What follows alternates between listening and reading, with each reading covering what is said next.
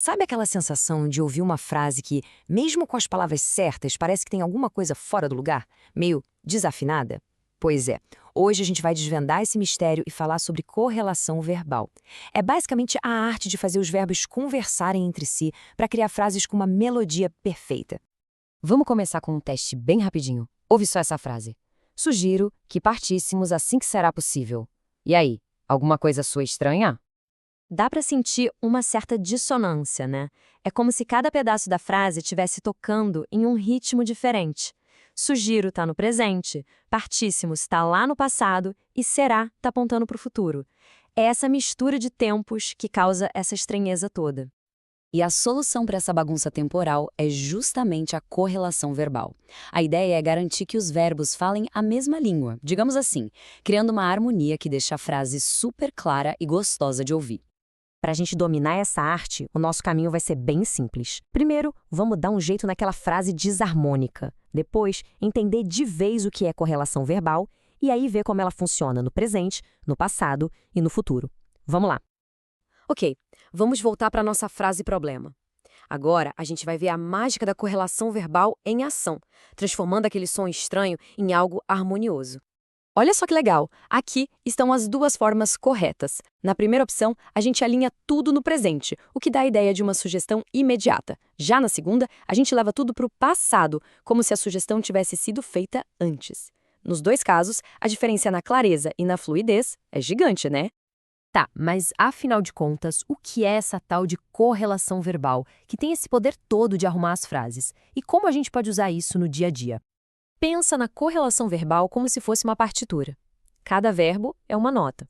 A correlação garante que todas as notas estejam no tom certo, criando um acorde perfeito. Quando os tempos verbais não batem, a música da frase simplesmente desafina.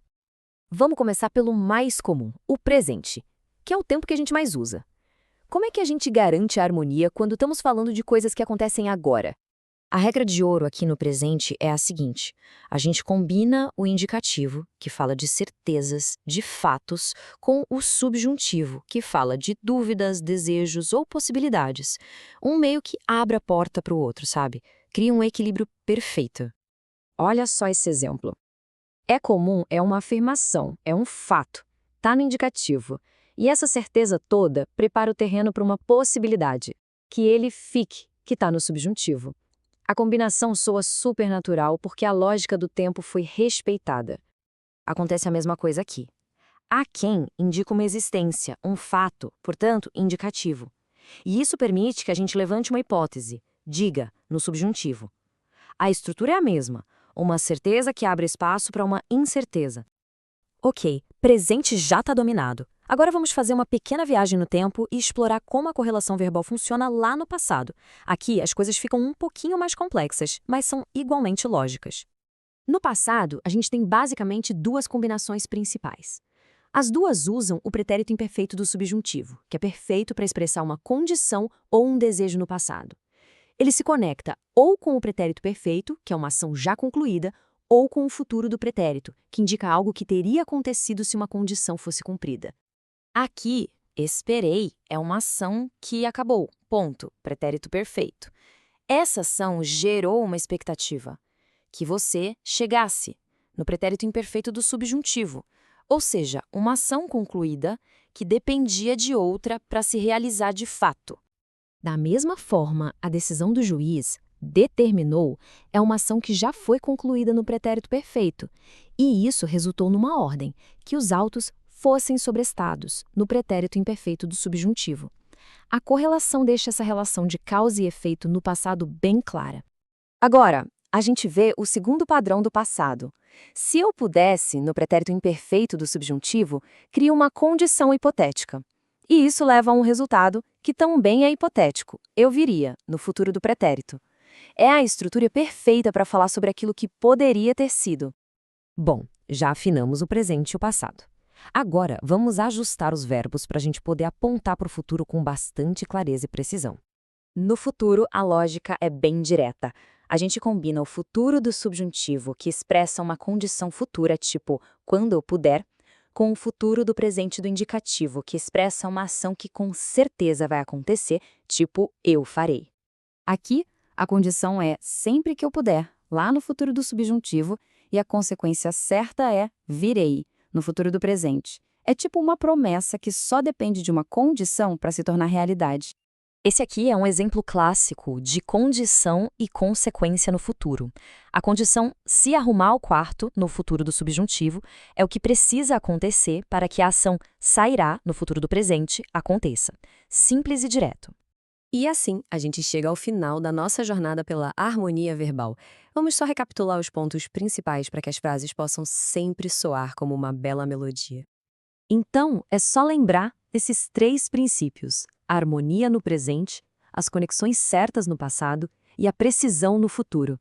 Dominar essas combinações é o grande segredo para uma comunicação muito mais clara, fluida e até mais elegante. E aí, tudo certo? Olha, se prepara porque hoje a gente vai mergulhar em alguns dos maiores mistérios da língua portuguesa. Sabe aqueles verbos que parecem ter vida própria? Pois é, vamos decifrar os segredos deles juntos. Quem nunca, né? A gente acha que tá com a regra na ponta da língua, vai conjugar o verbo cheio de confiança e pronto. O verbo te olha de volta como quem diz: "Ah, hoje não". Mas ó, relaxa, que isso acontece com todo mundo. E é exatamente isso que a gente vai fazer. Vamos bancar os detetives da gramática para descobrir a lógica que existe por trás desses verbos rebeldes. Porque eles não são malucos, sabe? Eles só jogam um jogo com regras diferentes. E hoje a gente aprende a ganhar esse jogo. Então vamos lá. Nossa primeira missão é investigar os verbos que terminam em eiar e iar. Parece um detalhe bobo, mas aqui tem um padrão que, uma vez que a gente entende, resolve um monte de dor de cabeça. A primeira regra é a seguinte: para verbos com final mear, como passear, frear, a gente coloca um i a mais em algumas conjugações, só para ajudar o som a sair mais bonito. Isso acontece quando a parte mais forte da palavra está lá no comecinho, na raiz do verbo. Quer ver como funciona? Vamos a grampear de exemplo. Olha só, eu grampio, ele grampia, eles grampiam. Tá vendo esse i que aparece aí? É porque a força da pronúncia está no começo, grampio. Agora olha em grampeamos e grampeais. A sílaba forte mudou de lugar, foi para o final. E o i some. Faz todo sentido, né? É uma questão de sonoridade. Certo. E os verbos terminados em iare? Bom, a ótima notícia é que quase todos eles se comportam super bem. São regulares, sem surpresa nenhuma. Mas claro, como em toda boa história, tem um grupinho do contra. Um esquadrão de elite que gosta de quebrar as regras. E para nunca mais esquecer quem são esses rebeldes, eu apresento o Esquadrão Mário. É só lembrar desse nome: mediar, ansiar, remediar, incendiar e odiar. Grava bem. Só esses 5, digamos, personagens se comportam do mesmo jeito que os verbos em iar. Olha aí o O do Mário em ação com o verbo odiar. A conjugação fica eu odeio, ele odeia. Tá vendo? Com aquele mesmo i que a gente viu em grampear. Então a regra de ouro é essa: verbos em iar são regulares, a não ser que o verbo seja um dos 5 do Esquadrão Mário. Simples assim. Beleza, primeiro código decifrado. Agora vamos conhecer 4 figuras super famosas do nosso idioma. São verbos que a gente usa todo dia, mas que têm umas personalidades tão únicas que eles merecem um momento só para eles. Começando pelo verbo pôr, o verdadeiro camaleão da língua portuguesa. Olha que mudança absurda. De ponho, no presente, ele salta para pôs no passado e vira posto no particípio. Ele se reinventa completamente. E o mais importante, todos os verbos que derivam dele, tipo compor, propor, depor, seguem essa mesma dança. Na sequência, temos o observador, o verbo ver. No presente, eu vejo, tranquilo. No passado, eu vi. Mas muito cuidado com o futuro do subjuntivo. É quando eu vir. Muita, mas muita gente confunde essa forma com o próximo verbo da nossa lista, que é o viajante, o verbo vir. Vamos comparar? No passado, eu vim, e no futuro do subjuntivo, quando eu vier. Então, para não errar nunca mais, se eu vir o filme, te conto, e se ele vier para a festa, vai ser legal. A diferença é pequena no papel, mas gigante no significado. E para fechar esse quarteto fantástico, o mais imprevisível de todos, o verbo ir. Esse aqui não tem uma identidade fixa, é impressionante. No presente, ele é vou, no imperfeito vira ia, e no pretérito perfeito, fui. que ele pega emprestado do verbo ser. É uma verdadeira crise de identidade verbal. Ok, a gente já viu como os verbos se viram sozinhos. Mas e quando eles estão numa frase, organizando a ação? É aí que a gente começa a falar das vozes do verbo. Vamos entender o que é isso agora. A diferença, na real, é bem simples. Na voz ativa, o sujeito é o protagonista. É ele quem faz a ação. O prefeito inaugurou. Ele agiu. Já na voz passiva, o foco da frase muda para quem recebeu a ação. A ponte foi inaugurada. Agora, a ponte é a estrela da frase. E como é que se monta essa voz passiva? O jeito mais comum é o que a gente chama de forma analítica. A fórmula é bem fácil. A gente pega um verbo auxiliar, geralmente o ser, mas pode ser estar ou ficar também, e junta com o particípio do verbo principal. Simples assim, como em foi inaugurada. Agora a parte divertida, a parte prática. Como é que a gente faz essa mágica de transformar uma frase da voz ativa para passiva? Não é bruxaria não, é pura técnica. E é bem mais fácil do que parece. Aqui está a receita do bolo, são só 4 passos.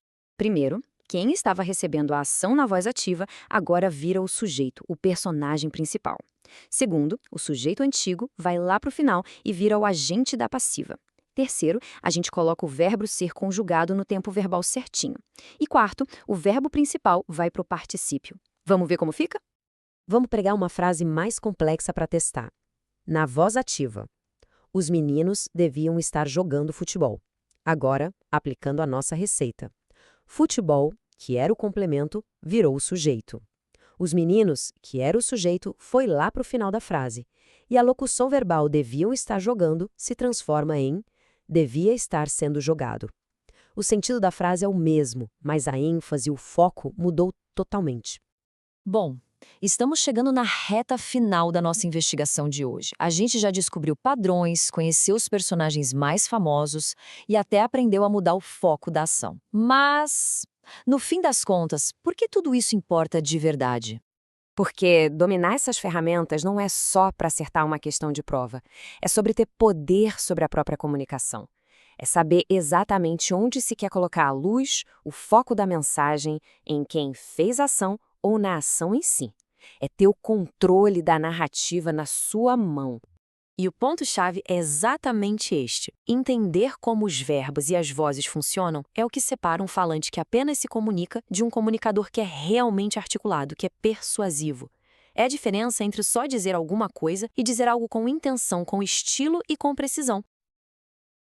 Olá! Hoje a gente vai investigar uma das palavras mais comuns e, ao mesmo tempo, mais cheias de segredos da língua portuguesa, a palavra que. À primeira vista parece inofensiva, né? Só 3 letrinhas. Mas por trás dela se esconde um verdadeiro mestre dos disfarces. Então vamos mergulhar nisso! Para começar, tá aqui o nosso enigma central, direto da fonte. A pergunta na charge é bem clara. Olhando essas 2 ocorrências da palavra que, dá para dizer qual é a função de cada uma? Temos 2 ques na mesma frase, mas, como a gente vai ver, eles são completamente diferentes. O desafio é justamente descobrir a identidade de cada um.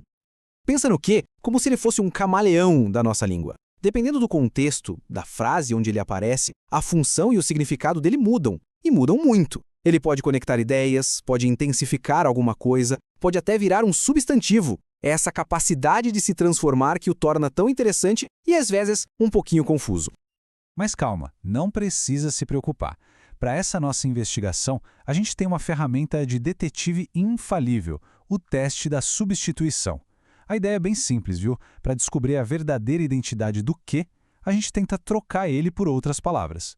Se a substituição fizer sentido, bingo! Encontramos a classificação dele. Ok, vamos começar pelos 2 disfarces mais comuns, os que o que mais usa. Na maioria das vezes, ele vai estar por aí agindo como pronome relativo ou como conjunção integrante. Se a gente dominar esses 2, já é mais de meio caminho andado. O primeiro grande disfarce é o de pronome relativo. A missão dele? Conectar orações, sempre se referindo a algo que já foi dito antes. E o teste aqui é bem direto. Se der para trocar o que por o qual, a qual ou as formas no plural e a frase continuar perfeita, então ele é um pronome relativo. E olha só o teste em ação. Na frase "não concordo com a atitude que ele tomou", a gente aplica a nossa ferramenta. Trocando o que por a qual, a frase fica: "Não concordo com a atitude a qual ele tomou". Encaixou com uma luva, certo? Caso resolvido, aqui o que é um pronome relativo. Agora vamos para o segundo disfarce principal, conjunção subordinativa integrante. O nome pode até assustar um pouco, mas a função é simples. Ela basicamente inicia uma oração que funciona como um bloco único, completando o sentido de outra parte da frase. E o teste é mais fácil ainda. Se der para pegar a oração inteira que começa com o que e trocar tudo pela palavra isso, então ele é uma conjunção integrante. E este slide mostra isso perfeitamente. A frase original, ele afirmou que tudo daria certo. O que foi que ele afirmou? Que tudo daria certo. Agora, vamos trocar esse bloco todo por isso. A frase vira: ele afirmou isso. Funcionou direitinho. Portanto, a conclusão é que este que é uma conjunção integrante. Mas a história não para por aí não. Além desses dois disfarces principais, o Kerr tem vários outros papéis secretos como se fossem cúmplices nesse jogo de mistério. Eles são menos comuns, mas é super importante conhecer para entender o poder todo dessa palavrinha. Vamos dar uma olhada rápida em alguns.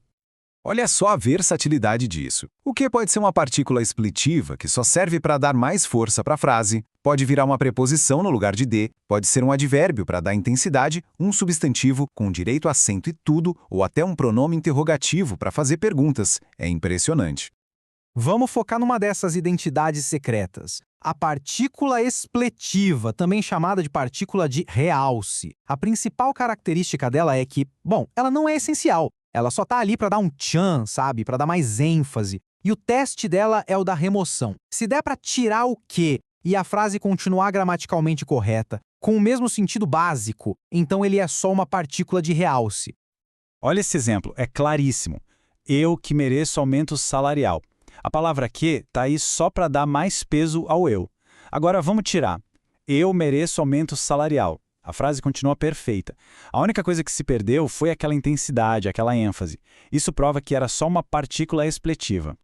E o que como advérbio? Nesse papel, a função dele é intensificar um adjetivo ou até outro advérbio. Pensa nele como um sinônimo de quão ou muito. Ele serve basicamente para turbinar a palavra que vem depois. Uma frase curta, mas que diz muito. Que talentoso é ele.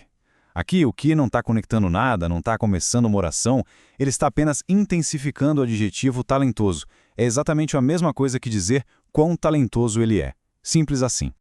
Muito bem, detetives da língua portuguesa. Agora que a gente já tem todas as ferramentas de investigação, é hora de voltar para a cena do crime original.